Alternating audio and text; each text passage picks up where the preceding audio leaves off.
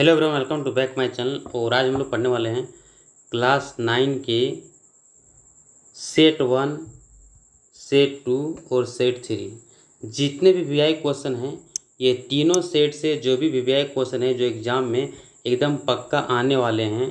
ठीक है, तो इस प्रकार से हम लोग आज वैसे वैसे सवालों का जवाब आज सिर्फ देखेंगे नहीं, जानेंगे नहीं, समझेंगे नहीं, बल्कि आज भी करने वाले हैं। ठीक है, तो अगर आप इस वीडियो को एंड तक देखते हैं तो आप समझिए कि आपका जो एग्ज़ाम में है वो मतलब समझिए कि 40 तक 40 में 40 ना सही तो कम से कम अगर आप नए बच्चे हो और कुछ भी नहीं पढ़े हो तभी आप अच्छे खासा नंबर ला सकते हो। आपको कुछ भी नहीं करना, बस इस वीडियो को एंड तक देखना है। और सेट 1, सेट 2 और सेट 3 का जो हमारा वीवीआई क्वेश्चन है उस चीज़ को मैं बताने वाला हूँ। और जो क्वेश्चन आंसर आज कराने की आवश्यकता पड़ेगी उसको मैं खुद से आज भी कराऊंगा। ऐसा बताऊंगा कि आपको आज हो जाएगा, दिमाग में छप जाएगा और कल क्वेश्चन पेपर में भी छप के आएगा। तो चलिए शुरू करते हैं इस वीडियो में। तो सबसे पहले ये जो आप देख रहे हैं अपठित बोध वगैरह है, ये तो आप खुद कर लोगे, उतना भी आप कमज़ोर बच्चे नहीं हो। ठीक है, अब बात करते हैं कि सर जो क्वेश्चन आंसर 4 या 12 3 क्वेश्चन है वीवीआई, कौन कौन क्वेश्चन आने वाले हैं। इसमें टोटल 4 प्रश्नों का उत्तर दें। कतः निम्न से किन्हें 4 प्रश्नों का उत्तर दें, मतलब 4 से ज़्यादा क्वेश्चन पूछा गया, इसमें से आपको आंसर देना है 4।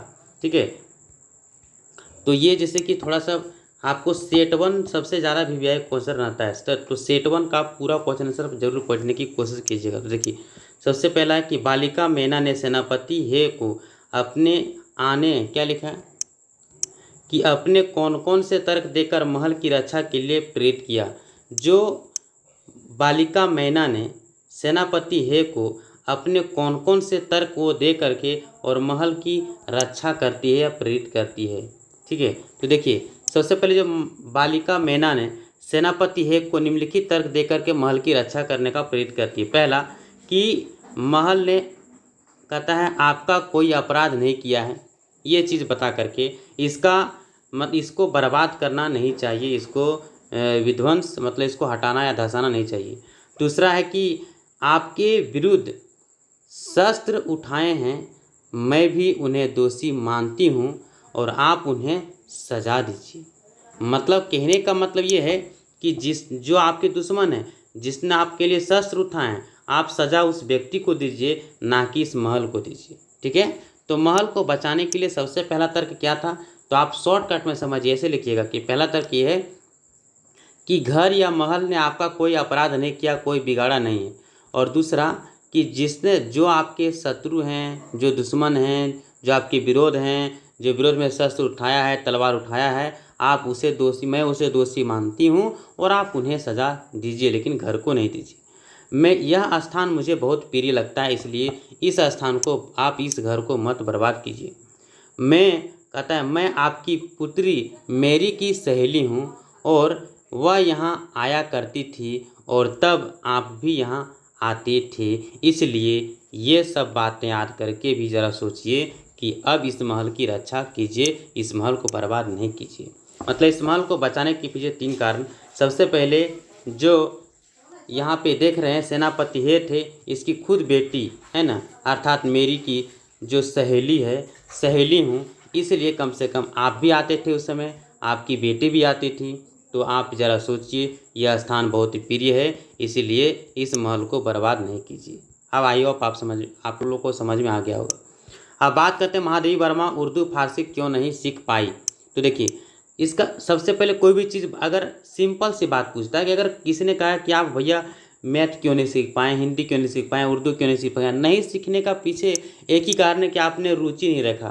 क्या नहीं रखा? रुचि। अगर इंटरेस्ट रखता, रुचि अगर आपने रखा होता तो ज़रूर सीख गया होता, बट आपकी रुचि नहीं थी इसलिए नहीं सीखा। तो इसका सबसे सटीक आंसर है कि रुचि नहीं थी, बस खत्म हो गया आंसर। हाँ, आपको लंबा करके लिखना है, नंबर ज़्यादा लेना है, तो उसके लिए आपको बैठाना पड़ेगा कि महादेवी वर्मा को उर्दू फारसी में बिल्कुल इंटरेस्ट नहीं थी, रुचि नहीं थी, है ना। इसलिए बाबा अवश्य चाहते थे कि उर्दू फारसी सीखे, लेकिन वह मेरे बस की नहीं थी। इसलिए जब उन्हें उर्दू पढ़ाने के लिए मौलवी साहब घर आते थे तो खटिया चारपाई खटिया के नीचे छिप जाती थी और इस प्रकार से वह उर्दू फारसी नहीं सीख पाई। तो इसका मेन रीज़न था उसको इंटरेस्ट नहीं था। ठीक है, अब आइए क्वेश्चन आगे बढ़ते हैं। ये क्वेश्चन भले भी वीआई नहीं है, फिर भी हम आपको बताते हैं आसान है। कहता है कोयल की कुक सुनकर कवि की क्या प्रतिक्रिया थी। तो कवि की प्रतिक्रिया थी क्या कि भैया क्या आपने कोई संदेशा लाई हो, क्या आपने कोई संदेशा लाई हो। और कवि कहता है कि चुप क्यों हो जाती हो, अगर लाई हो तो स्पष्ट बोलो ना क्या लाई हो। खत्म हो गया। नेक्स्ट है कि बच्चे, ओह अगला सवाल कहता है जो बच्चे हैं, ये भी वीवीआई उतना क्वेश्चन नहीं लेकिन फिर भी देख लेते हैं। बच्चे काम पर जा रहे हैं कविता में के आधार पर कवि क्या बतलाना चाह रहे थे। बच्चे काम पर जा रहे हैं, कवि ये बतलाना चाह रहा है कि यार आजकल का ज़माना कितना ख़राब हो गया है। समाज के लोग ना कोई चिंता नहीं करते हैं कि बच्चे जो है बाल मजदूरी करते जा रहे हैं, उसकी कोई चिंता नहीं, किसी को फिक्र नहीं है ना। तो बेसिकली बाल मजदूरी के बारे में यहाँ पे बताया गया कि बाल मजदूरी जो लोग बच्चे कर रहे हैं, समाज उन्हें अनदेखा कर रहे हैं, समाज को कोई चिंता नहीं है, समाज उस पर कोई रोक टोक कोई मतलब कुछ चिंता नहीं जता रहे कि हाँ इसको रोक लगाना चाहिए, बच्चे लोग को बाल मजदूरी नहीं करना चाहिए। इस पर थोड़ा सा गहन अध्ययन करना चाहिए। नेक्स्ट है कि ओह क्वेश्चन नंबर हम आगे बढ़ें और जो कि वीवीआई क्वेश्चन है। ये क्या हो रहा है, एक मिनट। कहता है सखी ने गोपी से कृष्ण का कैसा रूप धारण करने को आग्रह किया था। तो इसने कृष्ण के जैसा रूप धारण मतलब धारण करने को आग्रह किया था। जैसे कृष्ण जी क्या करते थे, मोर पहनते थे, मुकुट पहनते थे, गले की कुंज में माला पहनते थे, पीले वस्त्र धारण करते थे, हाथों में लाठी थामे पशुओं के संग विचरण करें। मतलब जैसे कृष्ण भगवान मोर पहनते थे, मुकुट पहनते थे मोर का, पीला वस्त्र धारण करते थे, गले में माला पहनते थे, बस वैसा ही रूप धारण करने के लिए कहा है, बस हो गया। कहता मैना जड़ पदार्थ मकान को बचाना चाहती थी पर अंग्रेज उसे नष्ट करना चाहते थे, क्यों। अरे भैया मैना बचाना चाहती थी कि मैना का अपना घर था, पैतृक संपत्ति था, इसलिए बचना चाहती थी।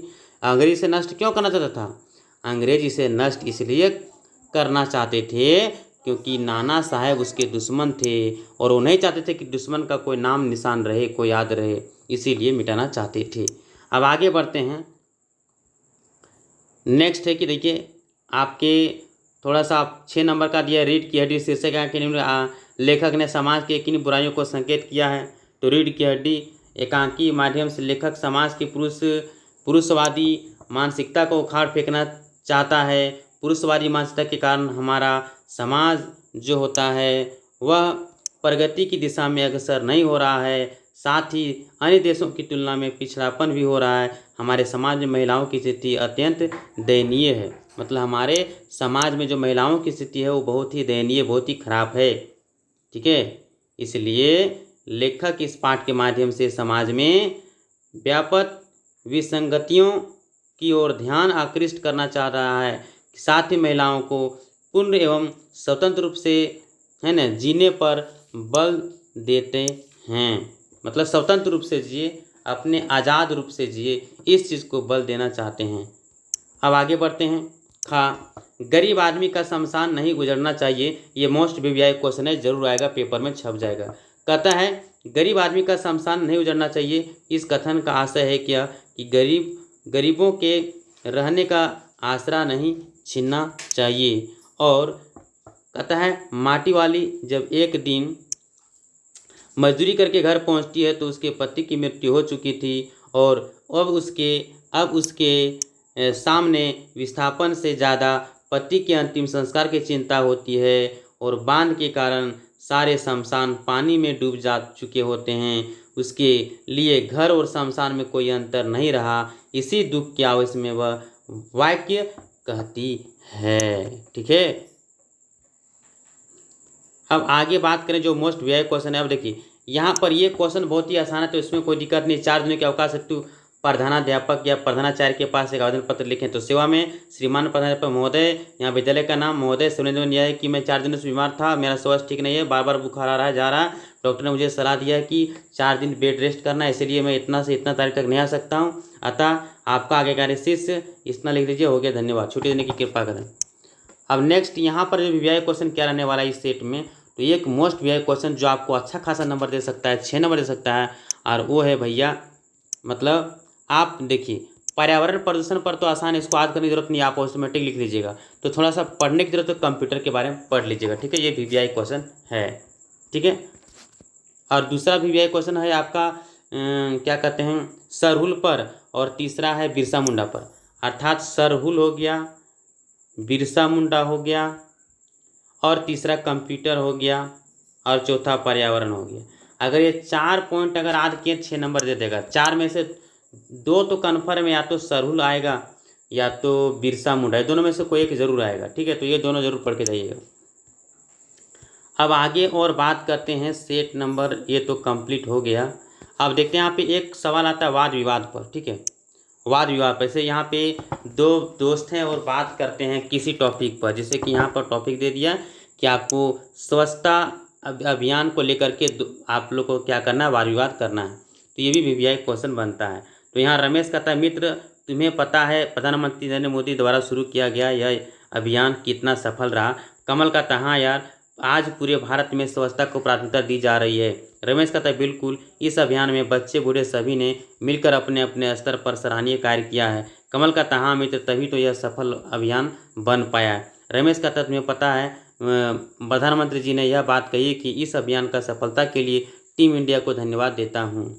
कमल ने कहा, सच में मित्र, स्वच्छ भारत का सपना इस अभियान द्वारा संभव हो पाया है। रमेश ने कहा, हम सभी को भारत का स्वच्छ बनाने के लिए योगदान देना चाहिए ताकि पूरे विश्व में अनोखा पहचान बन सके भारत का एक अच्छा। कमल कहता है, बिल्कुल सही कहा मित्र, सभी भारतवासी मिलकर इस लक्ष्य को जरूर पूरा कर लेंगे।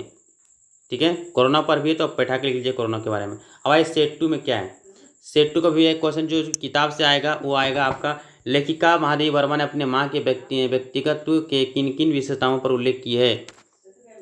ये जरूर पढ़ लीजिएगा आप लोग। ठीक है, इसके बाद आप आगे देखें तो एक यहाँ पर दिया है, बालिका मैना के चरित्र के कौन कौन सी विशेषताएं आप अपनाना चाहेंगे और क्यों।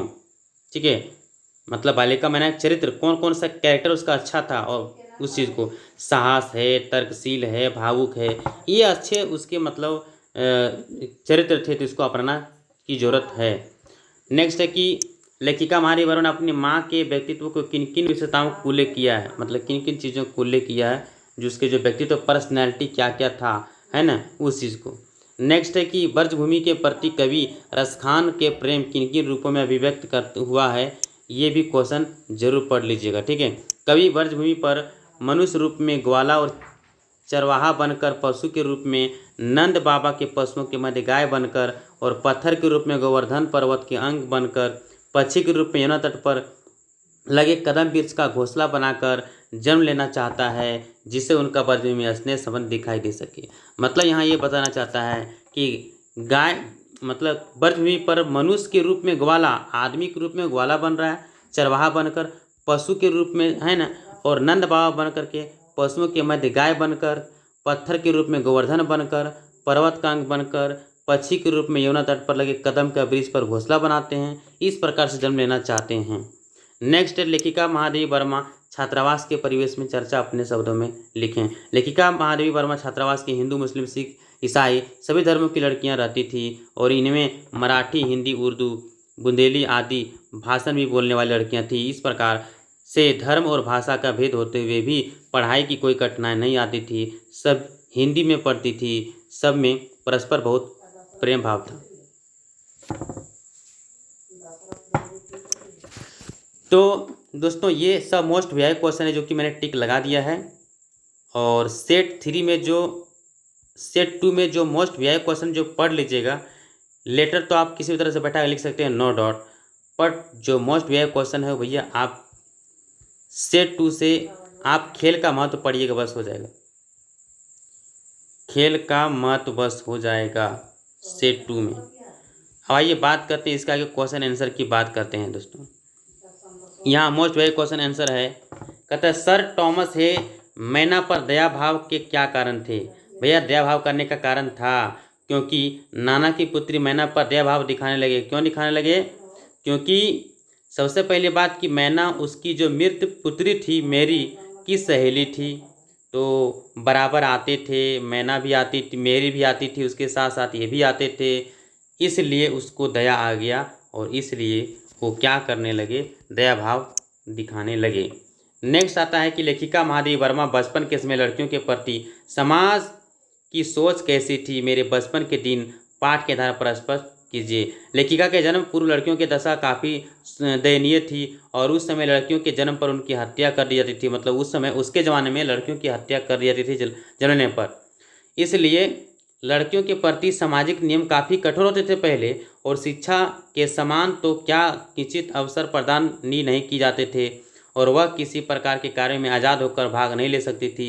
इसलिए उनके विकास में बहुत सारे सामाजिक विचार काफ़ी संकीर्ण थे, मतलब छोटा विचार का धारा था।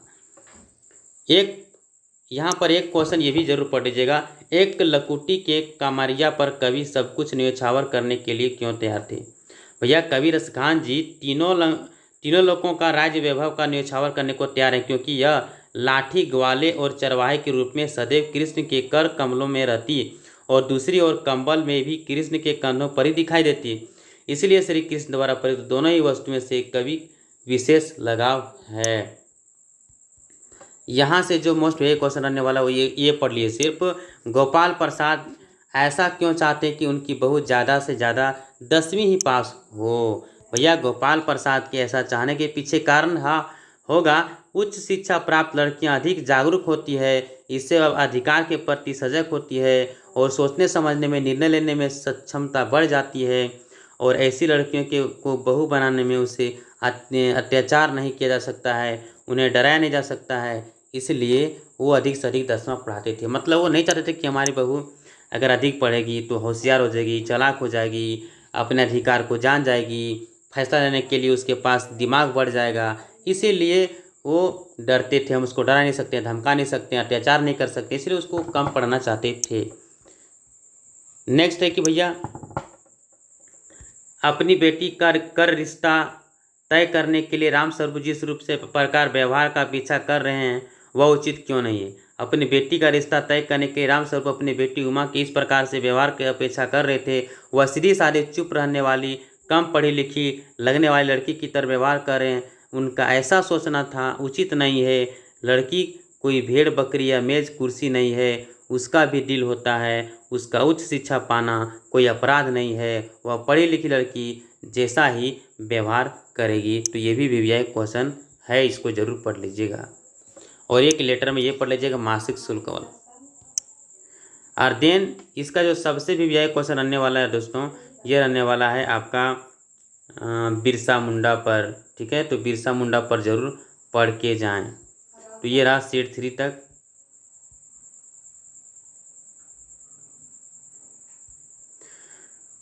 तो चलिए दोस्तों, अगर आप ज़्यादा नहीं पढ़ें तो रिवीजन सिर्फ हमने जो बता दिए वीवीआई क्वेश्चन रिवीजन जरूर कर लें। आप एग्जाम में देखिए कल पेपर में जरूर छपने वाला है।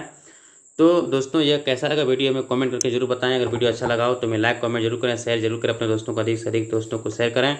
और हाँ, हमें आप फॉलो कर सकते हो, फेसबुक का लिंक दिया गया है, इंस्टाग्राम का लिंक दिया गया, तो वहाँ पर जरूर जा करके फॉलो कर लें। वहाँ भी पोस्ट करते रहते हैं और आपके लिए कुछ ना कुछ अच्छा खासा नॉलेज डालते रहते हैं। तो मिलते हैं नेक्स्ट में, तब तक के लिए धन्यवाद।